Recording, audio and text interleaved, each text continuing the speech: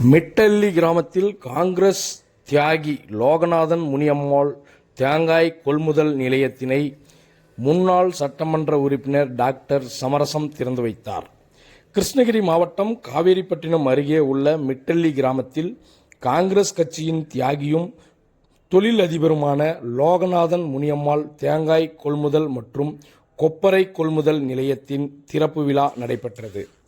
கிருஷ்ணகிரி கிழக்கு மாவட்ட காங்கிரஸ் கட்சியின் முன்னாள் தலைவரும் காங்கிரஸ் கட்சியின் மாநில பொதுக்குழு உறுப்பினரும் முன்னாள் மிட்டல்லி ஊராட்சி மன்ற தலைவருமான எல். சுப்பிரமணியன், சாந்தி ஆகியோரின் தலைமையில் நடைபெற்ற இந்த விழாவிற்கு சிறப்பு அழைப்பாளராக முன்னாள் சட்டமன்ற உறுப்பினரும் மருத்துவருமான சமரசம் மற்றும் தொழில் அதிபரும் தேங்காய் வியாபாரியுமான சுந்தரம் ஆகியோர் கலந்து கொண்டு தேங்காய் விவசாயிகளை ஊக்குவிக்கும் விதமாக துவங்கப்பட்டுள்ள தேங்காய் கொள்முதல் நிலையத்தினை குத்துவிளக்கேற்றி திறந்து வைத்தார்.